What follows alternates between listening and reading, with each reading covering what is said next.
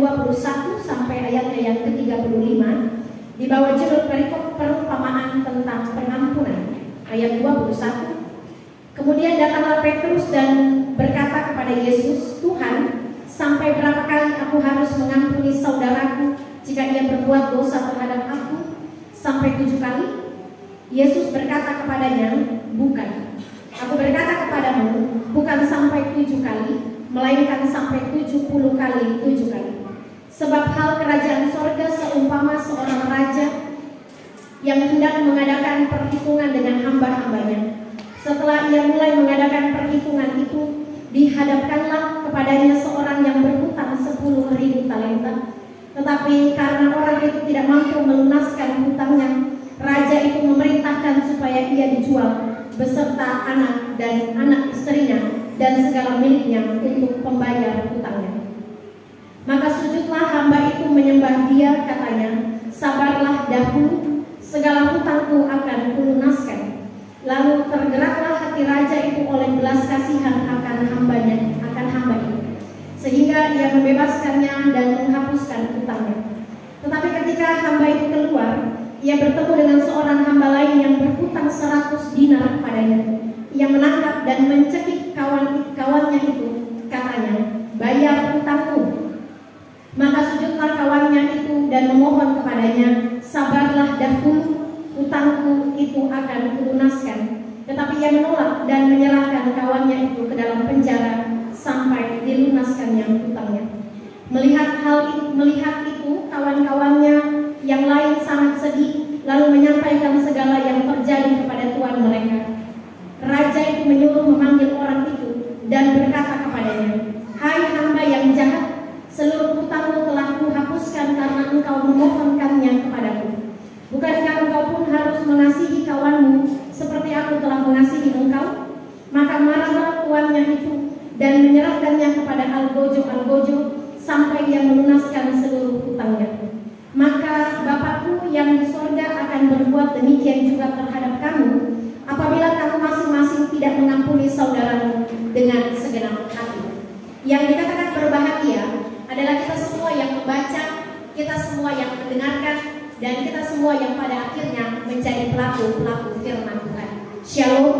Shalom. Bapak dan Ibu jemaat yang terkasih dan diberkati Tuhan, kita bersyukur bersama di pagi hari ini dalam suasana sukacita minggu yang ketiga di bulan September. Semakin dekatlah kita terhadap perayaan Advent dan Natal serta Tahun Baru. Kiranya kehidupan kita sehat semua, sehingga kita dapat penuh dengan sukacita menyambut masa raya Natal dan Tahun Baru. Jemaat yang dikasih dan diberkati Tuhan, saya mengawali renungan ini dengan sebuah ilustrasi. Ini hanya ilustrasi, saya tidak pernah menyinggung siapapun Bapak dan Ibu yang mungkin ceritanya sama dengan ilustrasi yang akan saya sampaikan.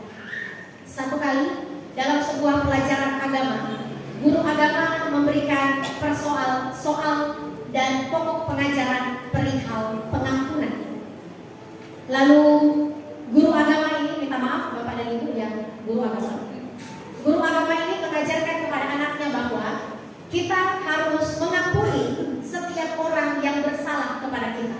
Itu pokok pengajaran untuk kelas SD waktu itu. Lalu seorang anak murid bertanya, "Bagaimana caranya Pak Guru? Kami tidak mengerti tentang proses mengampuni," ucap anak itu. Lalu Pak Guru agama memberikan sebuah PR kepada anak-anak. Minggu depan di kelas agama yang sama hari ini, silakan masing-masing membawa tomat. Jadi kantong plastik itu diberikan tali, ikat ujung kiri dan ujung kanan dari tas kresek itu, jadikan seperti kalung dan tas, dikalungkan di leher. Lalu Pak Guru berkata, setiap anak-anak yang membenci, mendendam atau marah, berkelahi terhadap temanmu sepanjang minggu itu, lalu belum sempat mengampuni dan tidak suka mengampuni, bawa tomat itu sebagai perlambang engkau tidak mengampuninya. Sebanyak orang yang kau musuhi itu, sebanyak itulah tomat yang kau. Hari itu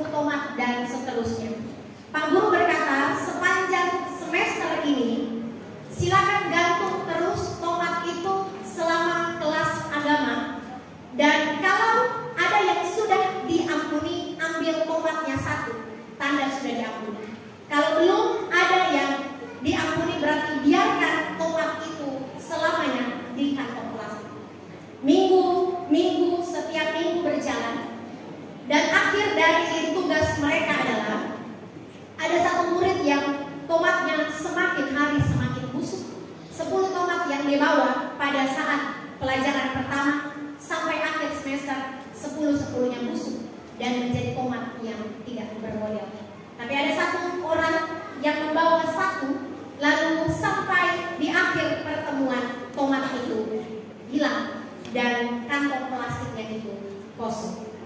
Dari ilustrasi yang saya sampaikan kepada Bapak dan Ibu sekalian bahwa rasa sakit hati dan dendam atau sebuah hal yang tersimpan dalam hati kita itu seperti tomat busuk yang kalau tidak dilepaskan dan tidak dibuang, dia akan tetap tinggal dalam kehidupan kita seperti tomat dalam kantongan plastik itu. Dia tetap akan tertinggal di situ. Lalu kalau dia tidak dikeluarkan, dia akan tetap busuk dan mengganggu pertumbuhan kita karena udaranya akan terus kita hirup dan kita akan menikmati aroma tomat busuk yang ada. Hari ini kita belajar tentang sebuah perihal pengampunan yang diajarkan oleh Tuhan Yesus Kristus ketika Petrus bertanya kepadanya, ayat 21, Tuhan, sampai berapa kali aku harus mengampuni saudaraku jika ia berbuat dosa terhadap aku? Sampai 7 kali. Petrus bertanya kepada Yesus pada saat itu, berapa kali dalam sehari saya harus mengampuni saudaraku? Apakah 7 kali dalam sehari? Lalu Yesus menjawab di ayat 22, bukan 7 kali, melainkan sampai 70 kali 7 kali. 70 kali 7 kali. Artinya dalam satu hari kita mengampuni orang 70 kali 7 kali. Kira-kira berapa kalau dihitung? 70 kali 7 kali 7 kali 7 49 490. 70 kali 7 kali. Jadi ada berkali-kali dan berlapis-lapis, berlipat-lipat dan berlapis-lapis. Artinya adalah unlimited. Bahasa satuannya dibilang unlimited, tidak berbatas. Mengampuni orang dalam satu hari itu bukan dihitung, oh kau satu kali ya, so tinggal 489. Satu lagi datang, oh 488. Bukan itu kerjanya kita menghitung sampai 490 kali, 70 kali 7 kali. Tetapi kalau kita misalnya disakiti, dibuat apa yang tidak sesuai dengan harapan kita, mengasihi dan mengampuni itu unlimited, tak berbatas, tak berujung, tak berakhir, dan tidak berkesudahan. Kita mengampuni, kita terus mengampuni, kita terus mengampuni. Menurut Kamus Besar Bahasa Indonesia, kata mengampuni adalah memaafkan dan melupakan. Saya maafkan dia, tapi tunggu sampai kapanpun bahan aku. Bukan, itu bukan mengampuni menurut Kamus Besar Bahasa Indonesia. Mengampuni adalah memaafkan dan melupakan. Bukan cuma dimaafkan, tapi dilupakan. Bukan orangnya, tetapi kesalahan dan perbuatan orang yang melakukan tindakan itu kepada kita. Yang pertama adalah konsepnya ayat 22, mengampuni unlimited, bahkan sampai 70 kali 7 kali. Teruslah mengampuni karena Tuhan sudah mengampuni kita. Mengapa? Karena kisahnya adalah mulai dari ayat 23 sampai ayat 34. Ayat 23 sampai ayat 27. Ada seorang raja yang mempertanyakan hutang kepada hambanya 10.000 talenta. Lalu hamba ini memohon kepada rajanya untuk ampuni saya belum sanggup melunaskan hutang saya. Karena raja ini tergerak oleh belas kasihan, maka raja ini mengampuni hamba. Tetapi hamba yang diampuni itu ternyata tidak bisa mengaplikasikan pengampunan yang diberikan raja kepadanya. Lalu dia berbalik menghukum lagi orang yang berhutang kepadanya. Itu yang salah yang diperbuat oleh hamba ini.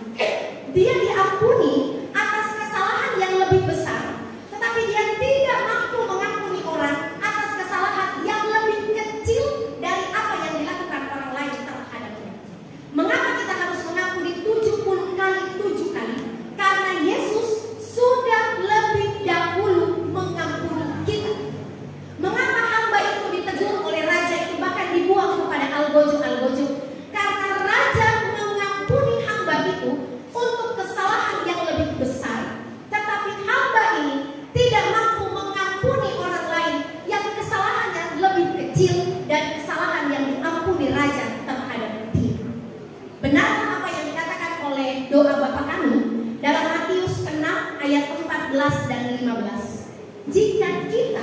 tidak mampu mengampuni orang yang bersalah kepada kita, jangan ucapkan doa Bapa kami. Jemaat saya di Balanta, dia berkata begini, Ibu Pendeta di Balanta, dia bilang, Ibu Pendeta, saya sampai hari ini belum mampu ucapkan doa Bapa kami. Dia terstop di kalimat, dan ampunilah kami akan kesalahan kami, seperti kami mengampuni orang yang bersalah kepada kami. Karena dia belum mampu mengampuni orang yang bersalah kepadanya. Jadi setiap doa dia stop di kalimat itu, lalu dia sambung, karena engkaulah yang punya kerajaan dan kuasa dan kemuliaan dan seterusnya. Dia tidak bisa mengampuni, dan sakit hati, akar pahit yang ada dalam dirinya membuat dia tidak bertumbuh dalam iman. Lalu tomat busuk itu terus mengganggu pernafasan dan pertumbuhan hati. Kita diajar dalam firman Tuhan ayat 35, maka Bapakku yang di sorga akan berbuat demikian juga terhadap kamu apabila kamu masing-masing tidak mengampuni saudaramu dengan segenap hati.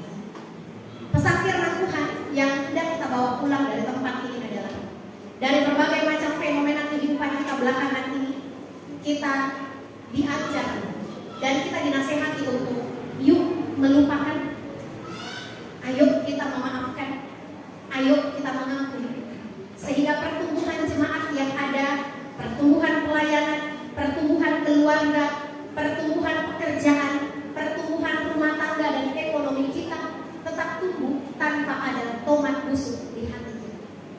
Yuk kita memaafkan, ayo kita melupakan, ayo kita mengampuni tetangga kita misalnya, ayo kita mengampuni suami kita misalnya, ayo kita mengampuni istri kita, ayo kita mengampuni mertua kita misalnya, ayo kita mengampuni orang-orang yang ada di sekeliling kita. Sehingga konsepnya adalah seperti ini. Kita tidak bisa memaksa orang lain ikut kita. Yang perlu diperbaiki adalah hati kita. Kita tidak bisa menuntut dia memperbaiki hatinya untuk kita. Yang kita perbaiki adalah hati kita, sehingga kita tidak tertindis dengan beban itu, sehingga menutup jalannya pertumbuhan iman dalam kehidupan kita. Mari mengampuni 70 kali 7 kali. Mengapa? Karena Kristus sudah lebih dahulu mengampuni kita. Terpujilah Kristus dengan firman